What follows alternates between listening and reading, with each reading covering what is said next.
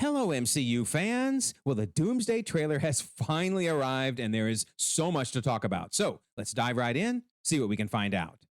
Well, Marvel kicked things off to an ominous start because if you've been following the Fantastic Four Twitter account, every Sunday for almost the last year, they've posted this same video of Reed Richards explaining that we make a point to do family dinner every week, Sunday at 7 on the dot, no matter what. However, the video that played on Sunday then glitched out. Like, that is so creepy, right? And then we just hear Sue saying, "How long do we have?" And Reed responding, "Not long." Wow. I mean, what a way to announce a Doomsday trailer coming. And now I'm really curious. What are they going to post at 7 p.m. Sunday this time around? Nothing? We'll have to wait and see. That'll be interesting. Okay, so we all know that Avengers Endgame Encore is coming out in September, and I believe it's going to lead directly into Avengers Doomsday. I think they're going to add a new post-credit scene, and it will tie the two movies together. So remember in Endgame, we have Steve returning the stones, right? And it is worth noting, Bucky seemed to know something was up. He says, "Gonna miss you, buddy." So he seemed to know Steve had other plans in mind, right? And sure enough, as we saw in the movie, he stayed back with Peggy and they danced away, and presumably he then lived in a branch. I hope they confirm that in Doomsday, but I really do think they created a branch, and he spent his time with Peggy. So now we move to the Doomsday trailer, and notice someone is being handed a TVA card. It's got an image of a tree on it that's very similar to the posters that we saw at the end of Loki Season 2 after Loki had created his tree. So there's no doubt, right? This card has to have been created after the end of Loki Season 2. You know, after Loki grabbed all those branches and twisted them around and created the tree, Loki's tree. So, okay, this has to be happening after the end of Loki Season 2. So next, we see the card being slowly turned over, and we get some more information. So first of all, we see that it's the Time Variance Authority, and we get this number. I don't know what to do with that. I mean, I'm assuming that is Loki's badge number, but I don't think it has any relevance. If you think it does, let me know. But more importantly, let's talk about this picture of Loki. Okay, so in Loki Season 1, he did end up with a jacket, and it kind of had a collar on it like that. But I don't know, that jacket seemed lighter to me, and of course had the funny badge on it. And on the back of the jacket, it said Variant.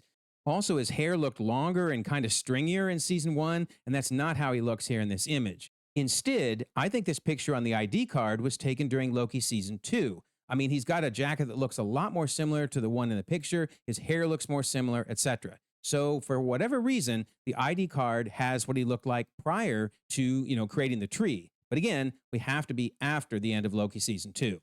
And then it's also worth noting that the person receiving the card is clearly wearing a wedding ring. Now, there aren't even that many people in the MCU that are married, let alone that we've actually seen their wedding ring. But one that for sure we've seen the wedding ring of, that would be Steve Rogers in the teaser for Doomsday, those teasers that they had, at the beginning of the year. So I think that has to be Steve Rogers receiving the TVA card. So then we see that presumably it's Loki handing that card to Steve. Okay, well, notice he does seem to be wearing the same clothes that we saw him wearing in Loki Season 2. But wait a minute, if he's actually in the tree at this point, how is he showing up in a branch to talk to Steve Rogers? So I'm wondering if maybe he's either astral projecting or creating a duplicate, but then he handed that thing to Steve. So how was he able to hand a card to Steve? Maybe he worked with another TVA agent. Maybe Loki's not alone. So, okay, I can buy the fact that Loki is in the tree and has now appeared, maybe via an astral projection or a duplicate, in a branch with Steve. But then I think we need to look at the curtains because they give us an interesting clue. Notice there's kind of a darker brown curtain, and then the sheer curtain over the window itself is kind of yellow. Well, that makes sense because if we go back to Endgame, we kind of see the same thing, right? In fact, I'll put them side by side. That looks like the same curtains. We see the yellow sheer, and then we see the brown outer curtain. Okay, but then if we turn to the teaser where we saw Steve with, presumably his son there, well, those are very different curtains. In fact, here, we'll put them again side by side, and yeah, very, very different. Now, granted, people are allowed to change the curtains in their house. It happens all the time. But I really think this is meant to be a clue. Was Steve moved to a different location? In other words, is he no longer in the same branch that he was in at the end of Endgame? Did Loki take him somewhere else? Definitely an interesting question, right? Especially when you combine it with the fact that he handed Steve this TVA card. So, okay, I would throw out two possibilities. One, he basically said to Steve, "Dude, this branch you created is a hot mess. You never should have created it. It's causing problems everywhere. We need to move you out of it, and then we're going to prune it." Okay, that's one option. The other option is he might be saying, look, we're really worried about this branch. So if you have any problems, call us and we'll take care of you, right? So, in other words, he might have either moved him and pruned it, or he might have just said, look, call us if you have problems. Here's my card. So, either way, I do think Steve now has a way to reach the TVA. So, the question is, why did Loki know there were problems? We really got to have more information to guess that. The bottom line is he should not have gone back to live with Peggy, and either something bad may happen, or perhaps something bad has already happened. All right, so now let's check in on Thor and Love. Remember, we last saw them at the end of Love and Thunder, and little Love had Stormbreaker, and Thor had Mjolnir, which of course had been cracked and broken and then reassembled. However, in the teaser that we got at the beginning of the year, it sure looked like Love was sick, so that's not good. But keep in mind that she was basically brought back from the dead by eternity. So there are some theories out there that maybe she is in tune with the universe. She knows if the universe is hurting, like maybe because of incursions and threats like that. Also, keep in mind that Stormbreaker allows Thor to basically summon the Bifrost at will, because remember, Gore used it to reach eternity. So, okay, Thor might even have been jumping around the universe, checking out issues elsewhere. Maybe he can even jump to other universes at this point. It's hard to know, but I do think Thor realizes there are major problems with the universe. There is a big threat out there. I don't think he encounters Doom. We'll talk more about that in a second. But Thor becomes aware of a huge threat. So now let's check in with the Fantastic Four. Remember the last we saw them, you actually had Doctor Doom showing up in the Baxter building and seeming pretty friendly with young Franklin. Now, Sue was worried, right? You see her like lighting up her powers, ready to blast him, but I don't think she does. I think maybe when she realizes it's Doctor Doom, it's like, oh, hey, Victor, we know you. Everything's fine. The reason I think that they don't end up in a fight and instead actually start working together is there has to be some way to bring Doctor Doom into the Doomsday story and for all the other characters to meet him before, of course, he backstabs them all and destroys the multiverse, right? So I do think that he gets along with the Fantastic Four and is now working with them. I bring that up because now in the trailer, notice we see the Watchtower. At least I'm calling it that because that's what it was called in Thunderbolts. It might be Avengers Tower, who knows? But anyway, it looks cool. So we actually have seen it a couple times now. We saw it in Born Again season 2 and it was in shadow, and then we saw it in Brand New Days trailers and it was all blurry. Well, now we see it in all its glory and I love it. I still don't know what that giant spike is for other than to like flex on the entire city, but still, it looks really cool. Also worth noting, it has the giant A on it, and we've seen that A at the end of the Thunderbolts movie. In fact, that's worth bringing up because remember, we jumped 14 months after the Thunderbolts movie ended, and there's the giant A for the new Avengers. And in that post-credit scene, we saw they were dealing with a huge space crisis. You have Yelena saying, now there's this huge space crisis, and no one's telling us about it. Then, of course, they see the ship on the monitor, and the monitor explains interdimensional ship is entering the atmosphere. And by the way, we're going to see this monitor again in a moment. But anyway, we have Walker saying it's a cool ship, right? But as it barrel rolls over, we see it is the Fantastic Four ship. So the Fantastic Four have now arrived in 616, and I think Doctor Doom is on the ship with them. Of course, Yelena was very surprised to see the ship. In fact, all of us were surprised when we saw that post-credit scene, but now we have a lot more context. So, first of all, I believe Thor is on that ship. Now, why is he on the ship? Well, I think once he saw the Fantastic Four ship in our universe, he knew something was up, and he headed up to confront them, right? But he's going to have a very interesting encounter on the ship. So notice he has Mjolnir, and it's cracked, like we saw in Love and Thunder. And then he turns when someone says, hey, pal. And he's like, it's not possible. So we can't really tell who it is from this image, but you can see they're over there on the left. And notice Thor is holding both Stormbreaker and Mjolnir. So basically he's going two-fisted, but he holds up Mjolnir and he's basically wanting to see, is this really who I think it is? Sure enough, this person, who we're going to see as Steve Rogers, holds up his hand. And also notice on the left, you can see somebody standing back there. Maybe it's Reed, maybe it's Johnny, but definitely someone from the Fantastic Four. They're clearly on their ship. And sure enough, Mjolnir jumps out of Thor's hand and into Steve's hand, just like we saw during Endgame. So yeah, Thor is shocked about how it can be Steve, but he has to know this is Steve Rogers, right? There's no doubt in his mind. And in fact, Steve gives him that smile we've all come to know and love, right? And basically it's like, hey, buddy, it's me. It really is me. So I definitely understand why people are a little skeptical that Thor would maybe be this surprised to see Steve, because in Endgame, I think he had already left with the Guardians before Steve became, old man Joe Biden sitting on the bench. But Thor came back during Love and Thunder, so I'm sure he is aware that Steve is old and maybe dead and gone. So, yeah, he would be very, very surprised by this. So remember, in the movie poster, we saw that Steve was holding Mjolnir. So I'm wondering if basically Thor just lets him keep it and to use it throughout the rest of the movie. And then also notice he's wearing the black t-shirt, which we see him wearing here. He just also has a coat on, but he'll probably take that coat off and, walk around flexing those biceps.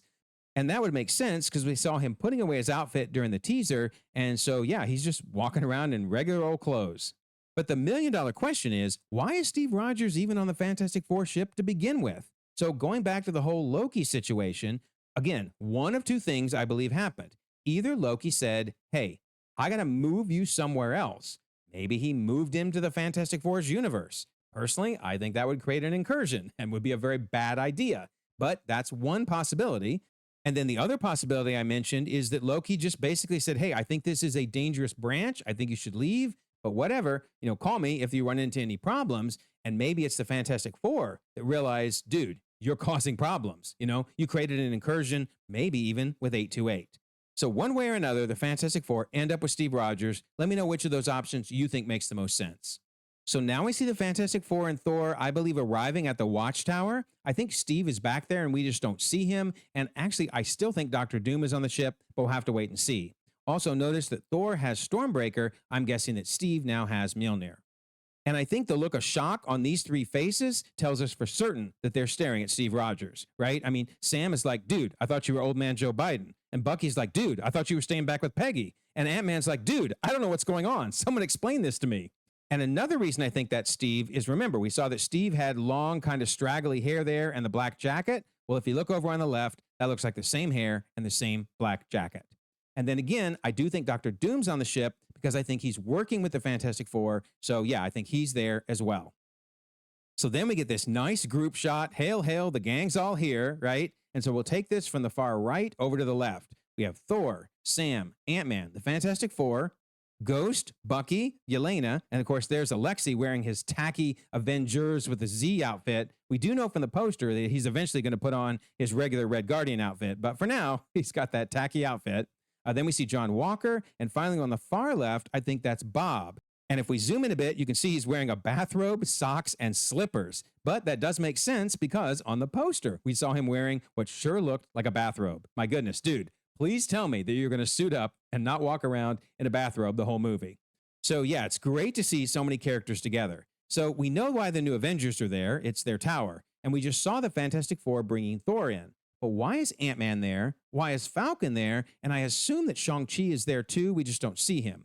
So, okay, Ant-Man is probably there because I'm betting he's still freaked out about the whole Kang thing from Quantumania. Remember, he was like, is everyone going to die because of me? So this is a way actually for them to bring up Kang, almost as a joke, if you will, and then kind of write him off because I don't think they're going to mention Kang very much in the movie.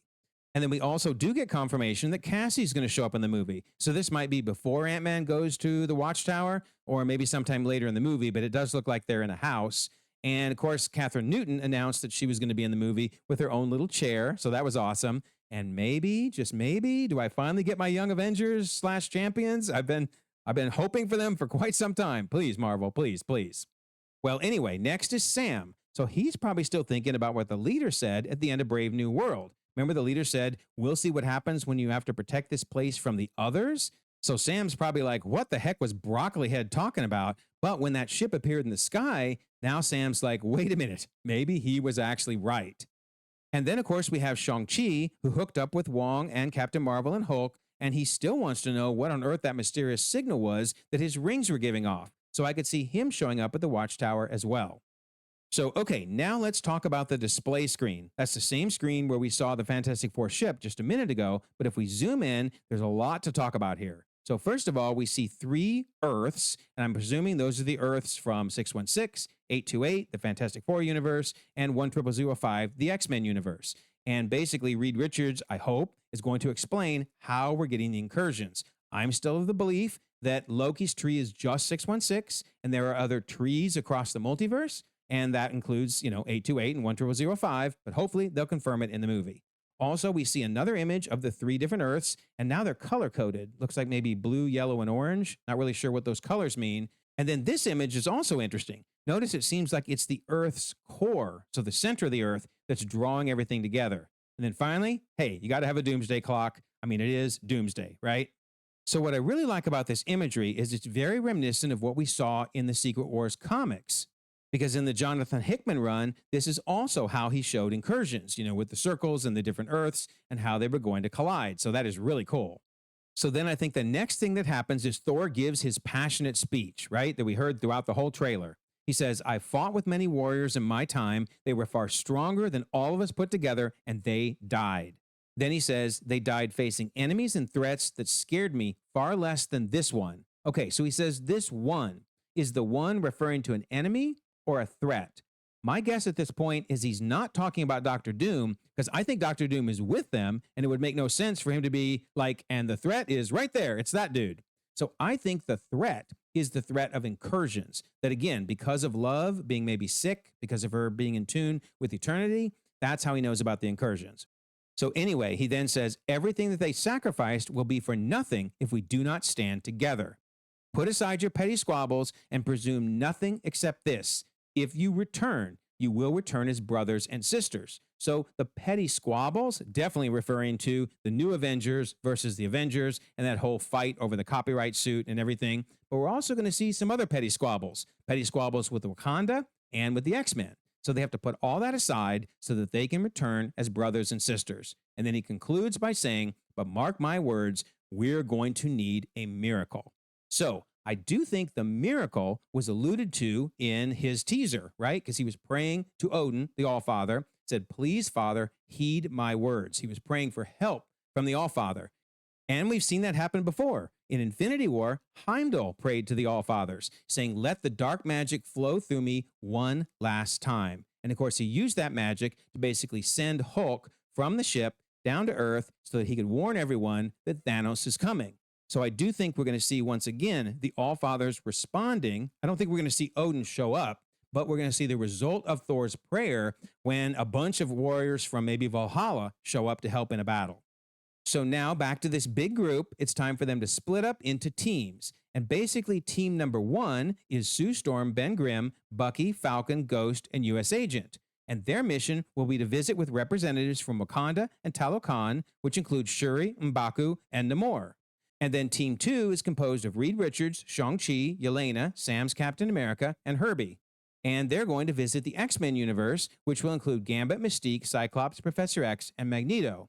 Then I'm not sure if there's really a Team 3 or not, but if there is, it might be composed of Steve Rogers, Thor, Bob/Sentry, Alexei, Ant-Man, and Johnny Storm.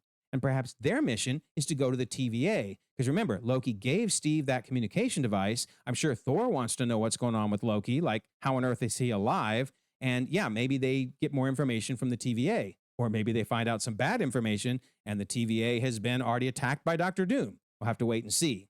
And then it is worth noting that 2 of the characters from Chairwatch were not seen in the trailer yet, and that is Nightcrawler and Beast. Although I'm sure they're in the X-Men universe, right? That's obvious. So now let's talk about team number 1. So remember, at the end of Wakanda Forever, there was a truce between Talokan and Wakanda, and here we have Namor saying, now she has empathy for the people of Talokan, referring to Shuri. With this alliance, Talokan will be stronger than ever, because the surface world will come for Wakanda, and Wakanda will turn to us. So yeah, it seems like maybe things are going well between the two of them. However, it is worth noting that after Brave New World, we saw that the surface world has found a new toy. They no longer want vibranium. Instead, they want adamantium. So the surface world never did come for Wakanda, and maybe Wakanda and Talokan just drifted apart. Okay, so now back to the trailer, and this is crazy. They really altered things from the teaser that we saw earlier this year. Now we're seeing water being held back, right, by something. I mean, is Namor doing it with technology of some type? Are the Avengers doing it? Is it because of an incursion? Who knows? But seemingly the water has moved back, and I guess this is the ocean floor. I mean, there's no dead fish, so I'm a little confused by that. But nonetheless, we see the Avengers Quinjet parked on, I guess, the sea floor, and we see Shuri walking towards the Avengers Quinjet. Well, remember, in the teaser, we didn't see the water, we didn't see a Quinjet, but we did see Shuri walking along, and we were like, why is she walking towards nothing? Well, man, they really, really messed with us there, which probably means there's a lot more times they're messing with us in the trailer itself. But anyway, Now we know why this temple that we saw in the teaser isn't underwater, because the water is literally being held back. And that's why Namor is not on a throne underwater, but instead is, seemingly in what looks like a desert, even though it's really the ocean floor. So, good news. Things start off with a cordial meeting. We have Ben Grimm shaking hands with M'Baku. You can see Shuri and Sue Storm, also Bucky and Falcon and Ghost. And in a minute, we'll see US Agent. But however, things start to go south pretty quickly. Namor does not look happy. Shuri looks a little worried. M'Baku looks very worried. And then suddenly we see the Dora Milaje strike a defensive position. Shuri brings up her mask, and they look like they're ready for a giant throwdown. So notice on the left, now you can see US Agent there, with Falcon and Bucky and Ghost. And on the right, you can see Sue and Ben. And of course, in the middle, there's M'Baku and Shuri. So, okay, yeah, looks like things are not going well. And in fact, outside, we see Sue using her powers, and she looks like she's really straining herself. And I'm thinking she's using them against Namor. So we were all wondering, is Namor going to start hitting on Sue, like in the comics? But I think in this case, he might try to physically hit on her. That's not what we were expecting. Not what we were expecting at all. But anyway, looks like a big battle going on. Well, eventually things do seem to calm down because we have Sue giving an honorable nod to someone. And it turns out it's Shuri who returns the favor by giving the Wakanda salute. So we wondered from the teaser who she was saluting. Turns out it's Sue. So, all right, that's everything we know about Team Number One's mission so far. Now we need to talk about Team Number Two over in the X-Men universe.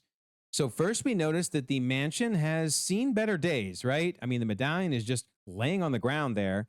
And then we get this tender but also tense moment between Xavier and Magneto. In fact, look at the look on his face. I'm betting that is when he basically says what we heard in the teaser, which is, death comes for us all. It's all I know for sure. The question isn't, are you prepared to die? The question is, who would you be when you close your eyes? So definitely Magneto gives this speech at some point, and I think it's when they're just accepting their toast. They're going to die. So then we see Xavier, and honestly, he looks pretty concerned there as well. But then we see him reaching out his hand to Magneto, and I think now we can jump over to the teaser because, again, we see Xavier locking hands with Magneto, and now he's kind of smiling, right? And Magneto's got a big grin. So, yeah, it seems to go from this tense moment of what are we going to do to this moment of, hey, you know what? Let's just accept our fates. But we do know at some point, though, Magneto is going to be kicking some butt. Because on the poster, we saw him with his helmet on and with his outfit on. And also notice he has the X on his belt, meaning he's no longer fighting with the X-Men, but is working with them. So, yeah, they may be ready to give up at this point, but I think earlier in the movie, he's going to be kicking some butt, right? So I'm beginning to wonder, do Xavier and Magneto maybe get killed early on? I mean, we don't see them during the Avengers versus X-Men battle. But anyway, here's Professor X looking out the window, and then we see what he's looking at. That sure looks like an incursion about to happen, right? And in fact, here we see the bright light shining through the window, blinding him. He has to close his eyes and finally shield his eyes. And then here we see the light coming through the window. Is this what kills Xavier and Magneto? I got to wonder, though, because if it's an incursion, that would destroy the whole universe. And so I don't know. When is this happening in the movie? I'm really, really curious your thoughts. Do they get wiped out early or do they prevent this incursion? But I will point out, this is what incursions look like in the comics, and that's the same thing Xavier was seeing out of the window, another Earth just basically ready to collide with them. And in fact, we saw something similar in Multiverse of Madness in the universe that was experiencing an incursion. Notice above Doctor Strange's head there, you can see the red outline of what looks like an impending incursion. And in fact, you can see it again here over on the far left. You can see the red glow, and you can see it really well here. Look at that. I mean, as he's walking up the steps to confront the other Doctor Strange, you can definitely see an incursion about to occur. And in fact, we saw it during the flashback in Multiverse of Madness where Supreme Strange had created the incursion. Notice that red glow behind him, and here we can get an even better view of it. So yeah, we've actually seen the aftermath of an incursion previously. Now we're going to see it happening real time in Doomsday. Cannot wait. But first, we're going to get some epic throwdowns between Team Number 2 and the X-Men. So notice you can see Shang-Chi behind Reed Richards. Reed Richards is holding back Sam's Captain America, but Yelena is seemingly jumping into battle. And by the way, you can also see Herbie over there on the far right. And it turns out Yelena is jumping into battle with Mystique. So Mystique actually converts into Yelena. That is awesome. And we get a little bit of Yelena versus Yelena. And ironically, this is the second time Yelena's had to fight herself because she did the same thing during the Thunderbolts movie when she was in the shame room. So it has to be giving Yelena flashbacks, right? Well, anyway, we now see Gambit jumping down from above. He looks so cool. And then as he's coming down, we can see Sam over there on the left. We can see Mystique fighting Yelena. And then we see Reed Richards fighting someone. And that's probably one of the missing X-Men that haven't shown up yet in the movie. Well, anyway, back to Gambit. He throws his staff on the ground and it gives off an epic boom, right? So then we see Gambit taking on Shang-Chi. He hits Shang-Chi right in the rings with his staff. And then we see him throwing more playing cards. I love that. What a cool effect, right? And then we see Shang-Chi's rings separating and heading towards Gambit. And then Gambit gives him the little And Shang-Chi's like, dude, don't make me mad because I'm going to take you out with these rings. So that's going to be fun. And then we have Sam kind of standing there trying to figure out, how do I calm this thing down? It is totally out of control. Well, it's about to get worse because in comes Cyclops looking like a boss. Man, he looks so stinking good. He is going to kick some butt in this movie for sure. So eventually, I do think Monica's going to show up, probably along with Beast, saying, hey, everybody, just chill. We're all on the same team here. It's all going to be fine. Stop fighting. But this does raise the question, which X-Men timeline are we seeing here? Well, actually, I did a longer video on the complete X-Men timeline. You can check that out if you want. I'm not going to go through all of this. But if we focus down in the lower right-hand corner, these are the three main movies. And really, Deadpool and Wolverine is a critical movie to discuss. So remember, when that movie ended, it sure seemed like we had two Wolverines. You know, the original Wolverine from the end of Days of Future Past, the happy version, and then, of course, the worst Wolverine, Logan, that we met in the movie. So how are there not two Wolverines? Well, remember, there was the Time Ripper in the movie, and that was intended to destroy all of 10005, every single branch. Paradox explained that the Time Ripper was an accelerant, and once completed, it will allow me to destroy the space-time matrix of your universe. And in fact, we saw that Cassandra used it to destroy all the way down to only 1% of the universe left. It then took a Deadpool and a Wolverine to do the impossible, right? They literally brought the universe back. In fact, we have B-15 saying, I'm going to show you something huge. And what she says is, do you see that? Your universe is regenerating. So it started over from scratch. Whatever you did here, you not only saved your world, but you spared your timeline from extinction. So then we started to see all the new branches forming. So we have the main timeline, but then all the branches off of that. And in fact, they even joked that the crappiest Wolverine, remember the Logan from the movie, is now the new anchor being. Now, granted, I don't think the anchor being concept is coming back again, but even if they're joking about it, it still was a way of saying this is the new Wolverine. The other one is gone. So that means there's only one Wolverine left in the universe, one X-23, and of course, Dogpool. And the fact that Gambit is hanging out with the same X-Men team probably means that he was taken to 10005 as well. Because remember, there's a deleted scene where someone seemed to rescue him from the void, and I'm suspecting that was Deadpool. So yeah, I'm betting Deadpool and Wolverine are going to at least have a cameo in the movie. They have to. But these are the X-Men that we're seeing in the movie. So basically, you have Deadpool and Wolverine resetting the universe. Then you have Monica showing up in the universe. And finally, we have Avengers Doomsday. So yeah, the X-Men timeline is really confusing, but the bottom line is the lower right-hand corner, that's all you need to focus on. So, okay, I think things go then from bad to worse because now the X-Men and the Avengers are no longer fighting, but something is causing these explosions coming up through the floor. Maybe that's Sentinels? Because it does look like this is the point in time when Doctor Doom decides he's had enough and maybe he's going to animate those Sentinels to attack the X-Men. So at some point, we do get this narration from him, which I love that it has a nice Eastern European accent, but he says, something's coming, something we may not be able to deter. Before this day is done, we shall be faced with an unthinkable decision. So I'm guessing he said that maybe when they're meeting at Avengers Tower, but now he's decided, yep, we're moving to the unthinkable decision. I'm wiping it all out, and we're starting over with Battleworld. So here you can definitely see Sentinels are attacking and Cyclops is just blasting them left and right. But I'm assuming that it's Doctor Doom that's animating them. And then eventually we see Thor coming in. That's him up there in the sky. Notice you can see that statue there. And notice it looks like a big incursion happening behind them. But anyway, Thor is landing on the ground and he looks pretty ticked off about something. So if he had gone to the TVA, as I was theorizing, team number 3, then he would now know something happened. Maybe Loki was killed. Maybe Loki was kidnapped. Maybe Loki's powers were stolen by Doctor Doom. Who knows? But it's bad news, one way or another. So he basically fills up the sky with his lightning and he is ready to take down Doctor Doom. Notice Doom isn't even moving. He's just standing there motionless as Thor comes down with Stormbreaker and Doctor Doom lifts up 2 fingers and only 2 fingers and literally stops Stormbreaker in its tracks. That's crazy, right? And Thor is really ticked off. He can't figure out why can I not take this guy down? And Doom is looking really intense. Look at those eyes, man. That is epic. And Thor is unleashing everything he's got and getting absolutely nowhere. So this is interesting. Where have we seen this rune before? Well, it turns out that we actually saw it in a light show from last year. And I have a video that goes through the whole light show, but notice at one point they show us this rune. And if we go back here, it's the exact same rune. So yeah, definitely Doctor Doom has cast runes on himself and he's using magic. And that is how he is such a formidable foe. It's really hard for anybody to stop him when he has both science and magic on his side.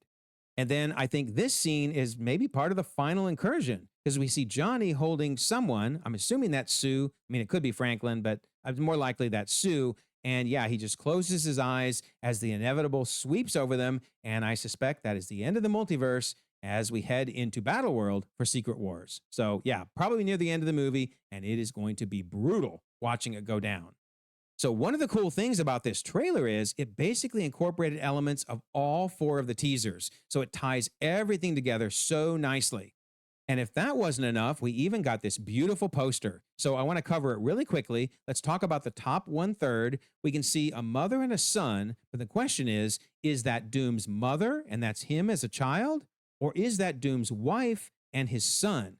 My guess is wife and son, because I think he is furious that he lost them and he wants revenge. And maybe that's the whole Steve Rogers part of this, right? Steve went back on a branch and that branch is causing all kinds of issues, including somehow wiping out Doom's wife and son.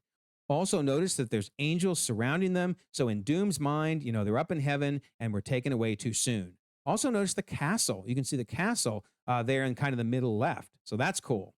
All right, so then let's go to the lower half. Couple interesting things going on here. First of all, is this maybe the Staff of One? By the way, I had to look up what this thing was called, but I'm talking about the thing that Nico always carried around that gave her, lots of magic. Okay, that would be crazy, right? But it looks just like it. So let me know your thoughts on that. But hey, anytime we get more Nico and Runaways, I'm down for it. And then the question is, what is happening over on the right? So I'm going to zoom in a bit here. And I mean, there's a dude maybe with a candle or a torch. And then there's like a horse that's laying down or kind of is part of the mountain. I don't know what is going on there, but maybe nothing significant. But let me know if you have any thoughts on that. Obviously, notice that Doom has his mask off while he's looking at this picture. And then the very bottom tells us that 12/18/2026 is Doomsday. And notice the A in Doomsday is the Avengers logo. Nice. So yeah, I really want this poster. It is amazing. Then finally, the trailer ends by telling us Avengers Doomsday. You can check it out in Infinity Vision, which by the way, if you don't have your tickets yet, get them now because man, they are selling out everywhere. Of course, the date is 12/18/2026, and they go back to the Doomsday Clock as we're just 4 months and 27 days away. Cannot wait. So, what did you think about the trailer? Did I get the chronology right? Did I miss any Easter eggs? What is going on with Steve and Loki? Leave your thoughts because I love to read and respond to everything. And don't forget, July contest, be a subscriber, leave a comment. You could win a book or a steelbook. And we have a membership option with lots of cool perks, so you might check it out. And I always love to mention the Discord. The Marvel Metaphysics chat is going to be hopping as we're trying to figure out this crazy movie. Plus, we continue our Doomsday Countdown watch, every day listed here at 7 p.m. Eastern. We watch a different movie or show as we head towards the December 18, 2026 release of Doomsday. So we have 2,700 members across the globe, conversations 24/7, and I'll leave a pinned comment so you can join. Also, if you don't mind, like this video, subscribe if you haven't already. You can check out more content, and we'll all continue to enjoy the ever-growing, the ever-changing Marvel Cinematic Universe.